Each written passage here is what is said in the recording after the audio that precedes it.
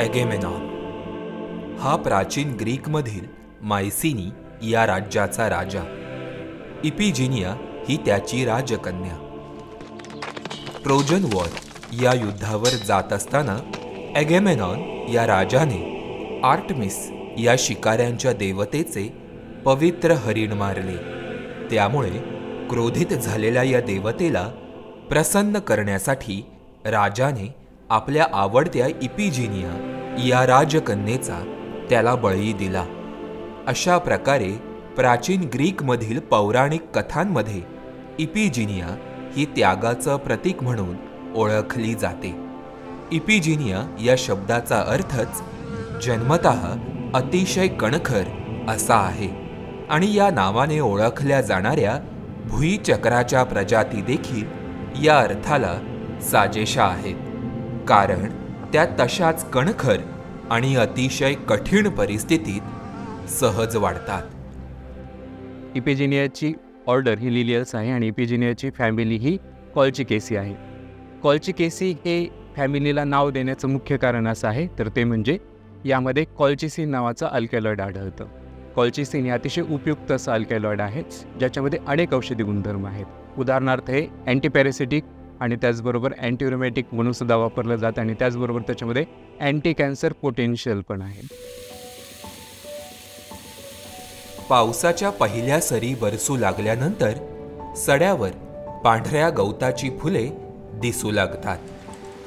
पावसाचे चक्र सुरळीत होऊ लागल्यावर या पांढऱ्या रंगाच्या चादरीखालून उगवलेल्या हिरव्या रंगाच्या पातीवर गुलाबी रंगाच्या कळ्या दिसतात. काही दिवसांनी गुलाबी रंगाच्या नक्षीचे जरीकाम असावे अशी फुले या कळ्यांमधून बहरतात. 6 पाकळ्यांच्या या नाजूक फुलांमधून पिवळे परागकण डोकावत असतात. या फुलांच्या सुंदरतेची आणि त्यातून डोकावणाऱ्या पिवळ्या परागकणांची भुरळ मधमाशांना देखील पडते. लिली पतंगाचे सुरवंट या नाजूक फुलांना खाताना दिसू लागतात. काही काळातच या सुरवंटांमुळे सर्वत्र पसरलेला गुलाबी रंगाचा सागर अगस्त्य ऋषीने रागावून पिऊन टाकावा तसा गायब होतो. जीवन कलेचा त्याग करून त्या दुर्दैवी राजकन्येप्रमाणे इपिजिनियाची ही प्रजा देखील भूमीच्या उदरात गडप होते. ती पुन्हा पुढच्या वर्षी फुलून आपल्या रंगांची उधळण करण्यासाठी.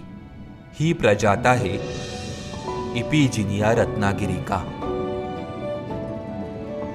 इपिजिनियाच्या जगभरामध्ये जरी वेगवेगळ्या स्पेसीज आढळत असल्या तरी भारतामध्ये फक्त त्याच्या 6 स्पेसीज आढळतात. तर त्यामध्ये इपिजिनिया मैसोरेन्सिस किंवा त्याचबरोबर इपिजिनिया मॅग्निफिका ह्या काही आढळणाऱ्या स्पेसीज आहेत. मात्र रत्नागिरीच्या लॅटराइट प्लॅटूवर म्हणजेच कातळावर आढळणारी एकमेव वनस्पती म्हणजे इपिजिनिया रत्नागिरिका. महाराष्ट्रात इपिजिनिया या कुळातील 5 प्रजाती आढळतात. त्यापैकी महत्त्वाची प्रजात म्हणजे इपिजिनिया रत्नागिरिका. मराठीत हिला गुलाबी भुईचक्र आणि इंग्रजीत रत्नागिरी ग्रास लिली असं म्हटलं जातं. ही प्रजात 20 सेंटीमीटर पर्यंत वाढते. रत्नागिरी आणि सिंधुदुर्ग जिल्ह्यामध्ये केवळ 8 ठिकाणीच ही प्रजात आढळते. म्हणूनच IUCNच्या लाल यादीत या प्रजातीला संकटग्रस्त प्रजातीचा दर्जा देण्यात आलाय. रत्नागिरी जिल्ह्यातील रुंधे येथील कातळ सड्यांवर या प्रजातीचा सर्वात मोठा बहर पाहायला मिळतो. इपिजिनिया रत्नागिरिका ही तशी छोटी आणि कंदवर्गीय असणारी प्रदेशनिष्ठ वनस्पती आहे. याचं वैशिष्ट्य म्हणजे ती फक्त रत्नागिरीच्याच कातळावर आढळते. लॅटराइट प्लॅटूवरच आढळणारी ही वनस्पती हे आपल्या परिसराचं वैशिष्ट्य आहे असं म्हणता येईल. साधारणतः समुद्र सपाटीपासून 200 मीटर उंचीवर ज्या ठिकाणी लॅटराइट खडक आहे आणि ज्याच्यावर थोडीशी मातीची लेयर आहे अशा प्रकारच्या उताराच्या भागावर ही वनस्पती आपल्याला मोठ्या प्रमाणावर आढळते.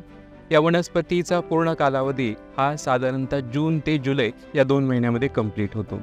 एका वनस्पतीला साधारणतः 6 फुलं येतात आणि ही जी सर्व फुलं आहेत तर ती दिसायला सुद्धा खूप आकर्षक असल्यामुळे त्याचं हे गार्डनिंग आणि हॉर्टिकल्चर याच्या दृष्टीने सुद्धा चांगलंच सिग्निफिकन्स आहे, महत्त्व आहे. इपिजिनिया या कुळातील अजून काही प्रजाती या महाराष्ट्रासाठी प्रदेशनिष्ठ आहेत. यामधील एक प्रजात आहे इपिजिनिया स्टिलाटा. ही प्रजात 15 सेंटीमीटरपर्यंत उंच वाढते. तिला जून ते सप्टेंबर दरम्यान गुलाबी रंगाची फुलं येतात. एका वनस्पतीवर साधारण 2 ते 6च्या संख्येने फुलं धरतात. इपिजिनिया पॅलिडा ही देखील राज्यात आढळणारी प्रजात. 8 ते 15 सेंटीमीटर उंच वाढणाऱ्या या वनस्पतीला जून ते सप्टेंबर दरम्यान फुलं धरतात. ती पांढरी किंवा फिकट जांभळ्या रंगाची असतात.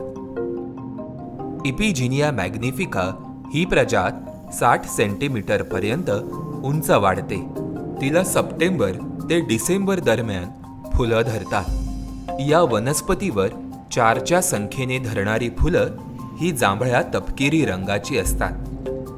जे सडे या अधिवासाला असणारे नैसर्गिक धोके आहेत आणि त्याचबरोबर जे मानवनिर्मित धोके आहेत ते या वनस्पतीला सुद्धा संभवतात. उदाहरण द्यायचं झालं तर अमर्याद गुरेचराई, त्यानंतर बांधकाम, विविध मोठे रासायनिक प्रकल्प सड्यांवरती येणं, यामुळे या वनस्पतीच्या अधिवासाला धोका निर्माण झालेला आहे. इपिजिनिया सारख्या दुर्लक्षित प्रजाती या महाराष्ट्राचा खऱ्या अर्थाने जैविक ठेवा आहे. वर्षातील केवळ पावसाळी हंगामापुरत्या या प्रजाती बहरतात. त्यामुळे अशा वर्षायू वनस्पतींचं जतन करणं त्यांच्या संवर्धनासाठी आवश्यक आहे.